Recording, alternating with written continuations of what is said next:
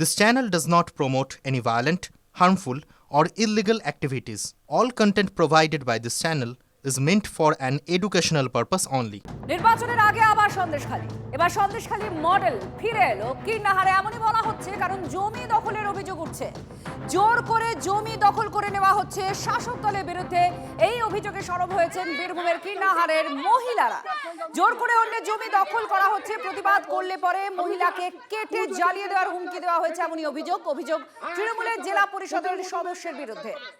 তোদের মতো মেয়েকে আটকাইতে হবে, যদি দিই না তো পেশ পিস করে দেবো। বাবা কি ক্ষমতা, পিস পিস করে দেবে, ক্ষমতা কি, ক্ষমতা কি, ক্ষমতা পিস পিস করে দেবে। তুই বেঁচে থাকবি, পিস পিস করে দিলে তুই বেঁচে থাকবি, তুই বেঁচে থাকবি, পিস পিস করে দিয়ে। কিছু করা হবে না। দেখবি কি করতে পারি, কিচ্ছু করতে পারি না। রমেশ সাহা বলছে পলসা বাড়ি, ও একটা মানে পদে আছে, এই তৃণমূলের পদে আছে, তৃণমূলের পদে আছে উনি। হ্যাঁ কেটে কুচি কুচি করে মিশিয়ে দেবো, কিচ্ছু করতে পারবি না। আমরা মেয়ে ছেলে, আমার মায়ের কেউ নাই, আমরা দুই মানে মায়ের মেয়ে বোন। দিদি থাকে কলকাতায়, আমি থাকে কাটোয়ায়, মা একা থাকে মাকের। তাতে আমি বললাম তুমি যে একটা পদে আছো, সাধারণ মানুষের জায়গায় তুমি দাঁড়িয়েছো, তুমি একটা ভালো চেয়ার পেয়েছো, তাহলে তুমি ন্যায্য বিচার করো। তুমি কেন এরকম করে একটা বন্ধু, তোমার বন্ধু হয় বলে তুমি তাকে জায়গাটা পাইয়ে তার সরকারের ড্রেন বন্ধ করে দিয়ে আমার বাস্তু বাড়ির জায়গার উপর দিয়ে তুমি ড্রেন করবে? খুন করে দেবো, লালাই পুঁততে দেবো, কেটে দেবো, খালকে পুঁততে দেবো, কিচ্ছু করতে পারবি না। দেখবি ও রমেশ সাহা, হ্যাঁ ও পার্টি করে, ওই তো পঞ্চায়েতের মিটিং, ও পার্টি করে, ও 3টে পঞ্চায়েতের দায়িত্ব আছে, ওই তৃণমূল। আমার দল মানে আমি মেয়ে ছেলে কি দল করবো? আমি যেখানে আমি যে যা বলে আমি তাই করি। সন্দেশখালী হোক, ক্যানিং হোক, নানুর হোক, দিনহাটা হোক, সিতাই হোক, এটাই হচ্ছে তৃণমূলের সংস্কৃতি। আপনারা দেখছেন কিভাবে একজন অসহায় মহিলাকে, বৃদ্ধা মহিলাকে তার জমি দখল করে নেওয়া এবং জমি দখলের প্রতিবাদ করাতে এইভাবে হুমকি দেওয়া হচ্ছে। এই হুমকি সংস্কৃতি তৃণমূলের সংস্কৃতি, কিন্তু মনে রাখতে হবে যে সনাতনী বাঙালি এবং রাষ্ট্রবাদী মুসলমানেরা একযোগে ঠিক করে নিয়েছে এই সরকারটার মেয়াদ আর 100 দিন। এই যে জেলা পরিষদের সদস্য এই হুমকি দিচ্ছেন, তাদের জন্য মনে রাখা উচিত যে এপ্রিল মে মাসের পর তিনি কোথায় লুকিয়ে পালাবেন।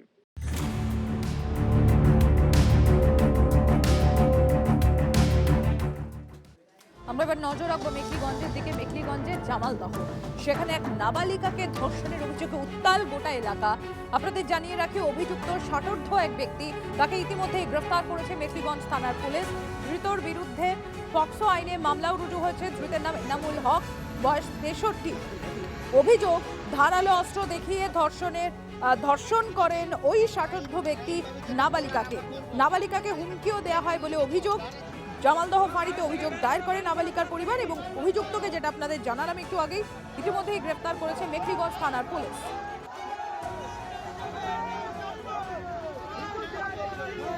আমি শাস্তি চাই, যেটা আইনত শাস্তি হওয়ার সেটাই আমি চাই।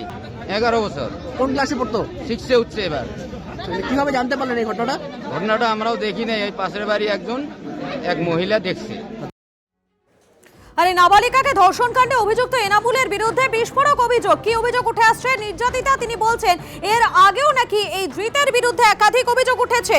নাবালিকার দিদিকে যৌন নির্যাতন করেছিল এই এনামুল, তারপরেই তার মৃত্যু হয় দাবি করছেন নির্যাতিতা নাবালিকা, এবং ওই নাবালিকাকেও খুনের হুমকির অভিযোগ এনামুলের বিরুদ্ধে। যদিও ঘটনাস্থল এখনো ঘেরেনি পুলিশ, তথ্য প্রমাণ নষ্ট হয়ে যাওয়ার একটা আশঙ্কা করা হচ্ছে। সোজা দৌড় মারে এসে ওকে আমি রক্ষা করি। তারপরে মেয়েটাকে আমি উলঙ্গ অবস্থায় দেখা পাওয়ার পরে দেখি এসে একটা হাত দিয়ে ওর মুখ চিপে ধরছে মেয়েটার। আর জামা কাপড় তো পরনে কিছুই ছিল না, সামনে একটা দাঁত ছিল। মেয়েটাকে হুমকি দেওয়া হয়েছিল। মেয়েটাকে আমি উদ্ধার করে ওর বাবা মাকে বলে আমি বাড়ি চলে আসি। মেয়েটি অভিযোগ করেছে, নাবালিকা মেয়েটি, যে তার দিদি অস্বাভাবিকভাবে মৃত্যু হয়েছে এবং তাকে নাকি হুমকিও দেওয়া হয়েছে যে এই ব্যক্তি নাকি সেই ঘটনার সঙ্গে যুক্ত ছিল। হ্যাঁ, ওর দিদিটা এইভাবেই মারা গেছে, ওকে হুমকি দেওয়া হয়েছিল, ও তো সেটাই বলতেছিল। আমি তো পরে আসছিলাম, আগে এখন ওকে কিভাবে নিয়ে আসছে আমি তো সেটা কইতে পারবো না। আমি যেটা দেখছি আমি সেটাই বললাম। তারপর কি হলো? আমি বাবা মাকে জানাই আমি বাড়ি চলে আসি। তারপরে ওর বাবা মা ওকে বলছে, ও তারপরে স্বীকার করছে যে হ্যাঁ এরকম এরকম ঘটনা ঘটছে। একদিকে বলবো বাংলার মেয়েকে চাই, অন্যদিকে বলবো মেয়েরা সন্ধ্যার পরে বেরোবে না। এই যে অবস্থাটা পশ্চিমবঙ্গে হচ্ছে, এটা তো বাংলাদেশ, গ্রেটার বাংলাদেশ করার জন্যই পশ্চিমবঙ্গে এসব জিনিস হচ্ছে। যেমন পুরো বাংলাদেশে মহিলাদেরকে একদম তাদেরকে তার ন্যূনতম স্বাধীনতা পর্যন্ত কেড়ে নেওয়া হয়েছে, এবং সেখানে জামাতিরা তাদের যে সারিয়া কানুন, সেই কানুন অলরেডি সেখানে চালু করে দিয়েছে। আর তৃণমূল কংগ্রেসও সেই পথের পথিক। না না, পশ্চিম বাংলায় যে নাবালিকার কথা বলছেন, এনকোয়ারি আরম্ভ করে পশ্চিম বাংলায় নিশ্চিতভাবে যে অপরাধ করেছেন তাকে ধরা, শাস্তি দেয়া, পক্সো। পশ্চিম বাংলায় কিন্তু পক্সো কোর্ট ইত্যাদি হয়। আমরা কি বলি, এটা হওয়াই উচিত নয়। সত্যি তো, এটা তো সত্যি কোথাও হওয়া উচিত নয়। কিন্তু যদি বিচারই না পায় সেই পরিবার, সেটা আরও কঠিন, আরও মানুষের ভরসাটা চলে যায় আইনের উপর থেকে। সেটা অন্যান্য রাজ্যে হয় না। দেখুন, উত্তরপ্রদেশে ধর্ষণ হলে তাই নিয়ে তৃণমূল টুইট করে, আরজিকর বা মেখলিগঞ্জে ধর্ষণ হলে তাই নিয়ে বিজেপি টুইট করে। মুশকিলটা হচ্ছে তৃণমূল কখনো আরজিকর নিয়ে লজ্জিত হবে না, বিজেপি কখনো হাতরাস উন্নাও নিয়ে লজ্জিত হবে না। এরা সবসময় নিজের রাজ্যে হওয়া ধর্ষণকে আড়াল করবে অন্য রাজ্যের উদাহরণ দিয়ে, এবং সেই কারণে কি উত্তরপ্রদেশ কি বাংলা, মহিলাদের এই অবস্থা। বাংলায় ভোট মানেই অশান্তি, আবারও একবার দেখল নন্দীগ্রাম। রানীচক সমবায় ভোট, এবং সেই ভোটকে কেন্দ্র করে রীতিমতো রণক্ষেত্র হয়ে গেল নন্দীগ্রাম। শুভেন্দুর গড়ে সমবায় ভোটে তৃণমূল কংগ্রেস জিততে বিজেপির উপর চড়াও হওয়ার অভিযোগ তৃণমূল কংগ্রেসের বিরুদ্ধে। পরিস্থিতি সামলাতে ঘটনাস্থলে বিশাল পুলিশ বাহিনী।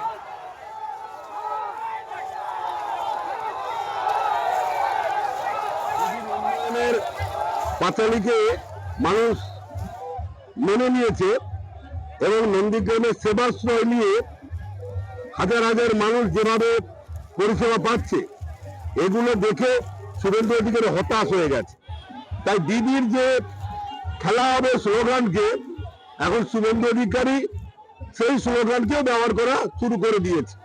এর থেকে বোঝা যায় যে শুভেন্দু অধিকারীর অস্তিত্বহীন হয়ে গেছে, এবং বিজেপি দল আগামী দিনে নন্দীগ্রাম বিধানসভা থেকে বিদায় নেওয়ার তার পরিকল্পনা তৈরি হয়ে গেছে। 2026 সালে তৃণমূল কংগ্রেস নন্দীগ্রাম বিধানসভায় 30,000 ভোটে জিতবে, এটা নিশ্চিত। একটা সমবায়ের নির্বাচনে এই যে গুন্ডা কাজাহার, তার বাহিনী, সাইদ ইত্যাদিরা একটা শিডিউল কাস্ট পাড়া, হরিজন পাড়াতে রাত্রি 12:30 1টার সময় ঢুকবে কেন? প্রথমে মহিলাদের মেরেছে, সেখানকার মহিলারা পুরুষ মানে এলাকার মানুষ সংঘবদ্ধ হয়ে তাদেরকেও উত্তম মধ্যম দিয়েছে। আত্মরক্ষার অধিকার প্রত্যেকে আছে। এই শীতের রাত্রে 12:30টার সময় আমাদের হরিজন পাড়াতে যাবেন কেন? তফসিলিদের পাড়াতে যাবেন কেন? মহিলাদের মারবেন কেন? আমরা নজর রাখবো দক্ষিণ 24 পরগনার ভাঙড়ের দিকে। আবারও উত্তপ্ত হয়ে উঠল এই ভাঙড়। তৃণমূল এবং আইএসএফ এর সংঘর্ষকে কেন্দ্র করে দফায় দফায় উত্তেজনা ছড়ালো সেখানে, এমনকি বোমাবাজিরও অভিযোগ উঠে আসছে। ইতিমধ্যেই যেমনটা জানা যাচ্ছে, মারধরের অভিযোগ উঠছে, আহত হয়েছেন একজন আইএসএফ কর্মী। অভিযোগ অস্বীকার শাসক দলে। ঘটনাস্থলে উত্তর কাশীপুর থানার পুলিশ।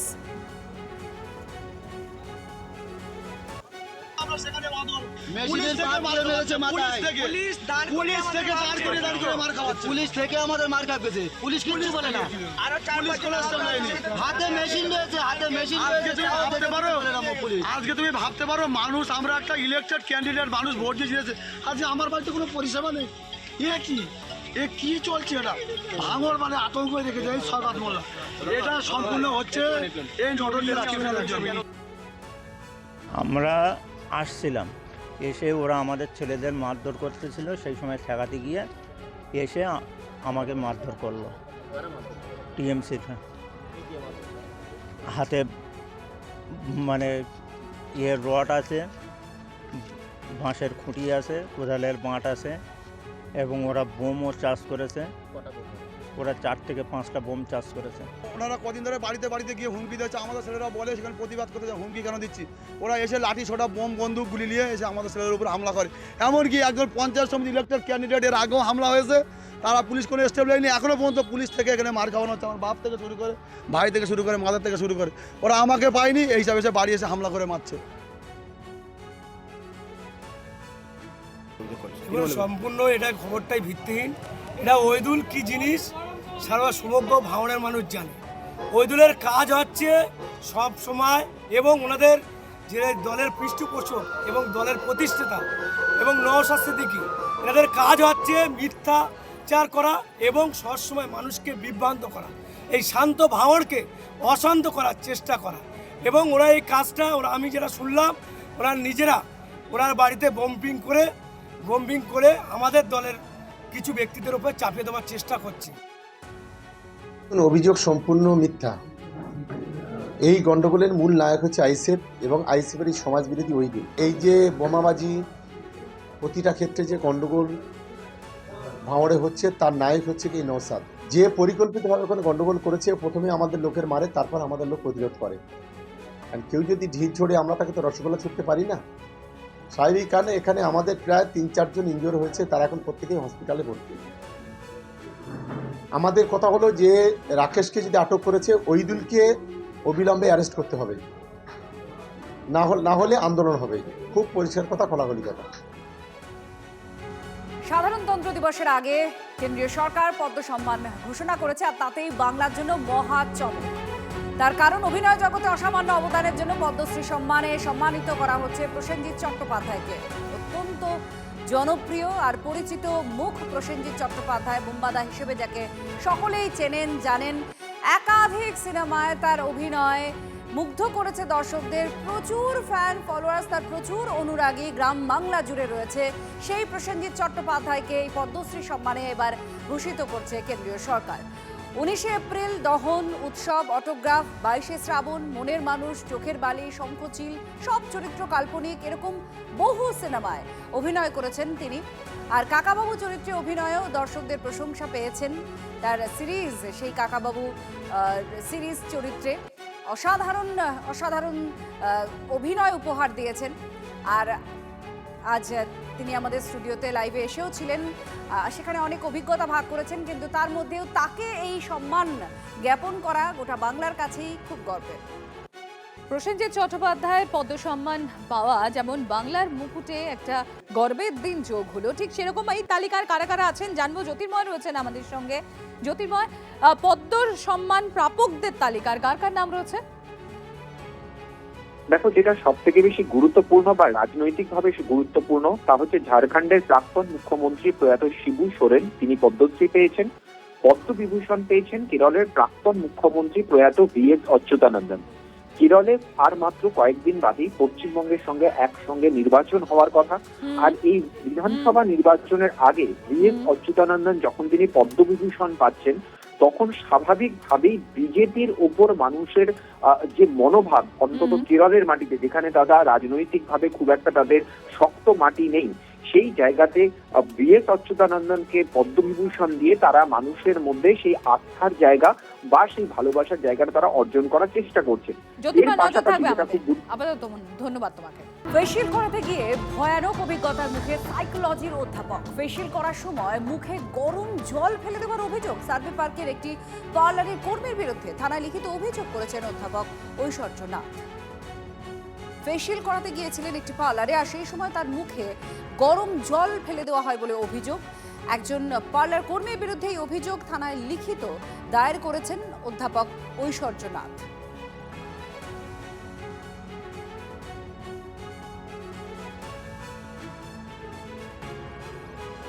দিতে গিয়ে ওই বয়লিং ওয়াটার পুরো আমার মুখ থেকে এই অবধি ফেলে দিয়েছে সে।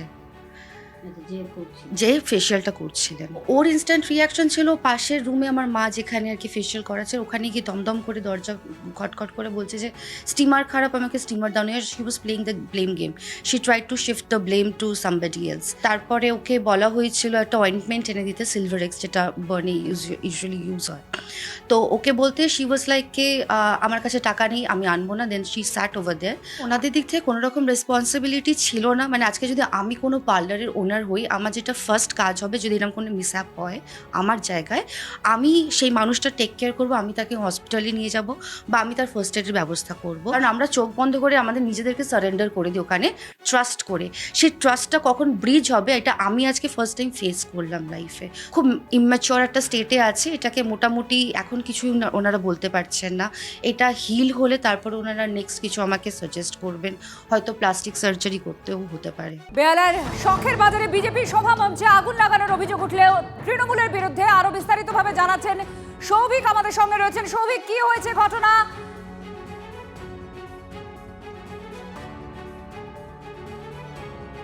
এই মুহূর্তে সেই ছবি আপনাদের দেখাচ্ছি, হুড়োহুড়ি বেঁধে গিয়েছে, সেই ছবি, দৌড়াদৌড়ি চলছে, সেই ছবি আপনারা দেখতে পাচ্ছেন। এখনো পর্যন্ত যে ঘটনা আমরা জানতে পেরেছি, এই এলাকায় অর্থাৎ বেহালার শখের বাজারে বিজেপির সভা মঞ্চ, আর সেখানেই অগ্নিকাণ্ডের ঘটনা আর আগুন লাগানোর অভিযোগ উঠেছে তৃণমূলের বিরুদ্ধে। সৌভিক আমাদের প্রতিনিধি জানাচ্ছেন এই মুহূর্তে দেখুন দমকল এসেছে, সেই ছবি আপনারা দেখতে পাচ্ছেন। যে সভামঞ্চ তৈরি করা হয়েছিল বিজেপির, সেখানেই আগুন লেগে যায় এবং বিজেপি অভিযোগ করছে তৃণমূলেই আগুন লাগিয়েছে। সৌভিক আমাদের প্রতিনিধির সঙ্গে রয়েছেন। সৌভিক, এই মুহূর্তে প্রথমত একটু পরিস্থিতিটা জানতে চাইবো, কি অবস্থা?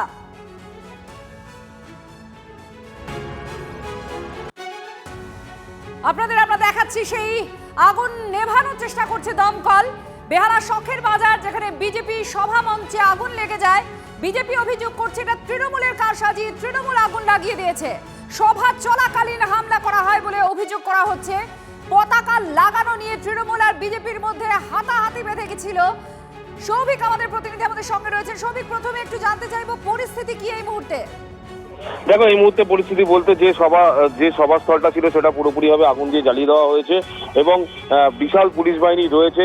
ঘটনার সূত্রপাত আজকের ঠিক বেহালা শখের বাজার মোড়ে বিজেপি নেতা বিপ্লব দেবের একটি সভা এবং তার ঠিক 100 থেকে 200 মিটার দূরে স্থানীয় কাউন্সিলর 123 নম্বর ওয়ার্ডে কলকাতা পুরসভা সুদীপ কোল্লের নেতৃত্বে প্রত্যেক বছরের মতো এবছরও একটি অল বেঙ্গল ব্যাডমিন্টন টুর্নামেন্ট চলছিল এবং ঠিক সভা শুরুর আগেই কিন্তু ফ্ল্যাগ লাগানো নিয়ে, অর্থাৎ একদিকে তৃণমূলের ফ্ল্যাগ অপরদিকে বিজেপির ফ্ল্যাগ, এই ফ্ল্যাগ লাগানো নিয়ে দুই দলের সমর্থকদের মধ্যে হালকা বিস্তর বাতানুবাদ শুরু হয় এবং তাদের মধ্যে বচসা শুরু হয় এবং যেটা তৃণমূলের থেকে অভিযোগ করা হচ্ছে সুদীপ কোল্লে এবং এই বেহালা পূর্বের যিনি বিধায়ক রত্না চ্যাটার্জি তিনিও সভাস্থলে এসেছেন, তাদের নির্দিষ্ট অভিযোগ সেই সময় যখন সভা চলছিল সেই সভা থেকে বেশ কিছু মানুষজন যেখানে টুর্নামেন্ট হচ্ছিল, অর্থাৎ এই ব্যাডমিন্টন টুর্নামেন্ট যেখানে চলছিল সেখানে হঠাৎই তারা বিজেপির ফ্ল্যাগ নিয়ে ঢুকে পড়ে। ঢুকে সেখানকার যারা কর্মকর্তারা রয়েছে তাদেরকে মারধর করে এবং যারা টুর্নামেন্ট অর্গানাইজ করছিল তাদেরকে ধাক্কাধাক্কি দেওয়া হয় এবং পরবর্তীকালে কিন্তু তৃণমূলের আবার প্রচুর মানুষজন এসে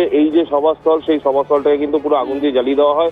এখন যথেষ্ট পরিমাণে উত্তেজনা রয়েছে, ডায়মন্ড হারবার রোড পুরোপুরিভাবে স্তব্ধ হয়ে গেছে, বিশাল পুলিশ বাহিনী, কমব্যাট ফোর্স, র্যাপিড মোতায়েন করা হয়েছে এবং উত্তেজনা রয়েছে। তবে এই ঘটনায় কিন্তু রীতিমতো চাঞ্চল্য ছড়িয়েছে। ডায়মন্ড হারবার যে রোড সেই রোড কিন্তু পুরোপুরিভাবে স্তব্ধ হয়ে গেছে। আর এই মুহূর্তে পুলিশ আছে, বিধায়ক আছেন, আর কে আছেন, পরিস্থিতি কতটা উত্তপ্ত? দেখো, পরিস্থিতি যথেষ্টই উত্তপ্ত, কারণ তোমাকে জানিয়ে রাখি যে প্রায় 1 ঘন্টা ধরে এই তাণ্ডব চলে। অর্থাৎ স্থানীয় সূত্র থেকে বা যারা প্রত্যক্ষদর্শী তাদের যেটা বক্তব্য, প্রথমে কিন্তু দফায় দফায় যখন এই ঝামেলা শুরু হয়, প্রথমে বিজেপির সমর্থকরা গিয়ে তারা কিন্তু যেখানে ব্যাডমিন্টন টুর্নামেন্ট হচ্ছিল সেইখানে ঢুকে পড়ে, সেখানে ঢুকে পড়ে মারধর করে, সেখানে বেশ কয়েকজনকে আহত হয়। পরবর্তীকালে এখানকার যারা তৃণমূল সমর্থক তারা যখন খবর পায় যে টুর্নামেন্টের মধ্যে হামলা চালিয়েছে বিজেপির লোকজন, তখন তারা আবার দল বেঁধে আসে। তারা দল বেঁধে এসে যে সভাস্থল, অর্থাৎ একদম চকের বাজার ডায়মন্ড হারবার রোডের উপর যে সভা, যেখানে সভা হচ্ছিল সেই সভাতে কিন্তু আগুন লাগিয়ে দেওয়া হয় এবং তারপরেই কিন্তু বিশাল পুলিশ বাহিনী আসে। যদিও প্রথম থেকে পুলিশ বাহিনী ছিল, কিন্তু যে পরিমাণে মব এখানে এসেছিল, যে পরিমাণে সমর্থকদের ভিড় এখানে ছিল, সেই তুলনায় কিন্তু পুলিশ সংখ্যা অনেকটাই কম ছিল এবং তারপরেই কিন্তু ফোর্স বাড়ানো হয়। এখন আপাতত পরিস্থিতি নিয়ন্ত্রণে রয়েছে, তবে চাপা উত্তেজনা রয়েছে, প্রচুর পুলিশ মোতায়েন রয়েছে ঘটনাস্থলে এবং ডায়মন্ড হারবার রোড কিন্তু পুরোপুরিভাবে বন্ধ এবং চেয়ার টেবিল ভাঙা হয়েছে, পোস্টার ছেঁড়া হয়েছে। সৌভিক আমাদের প্রতিনিধির সঙ্গে ছিলেন।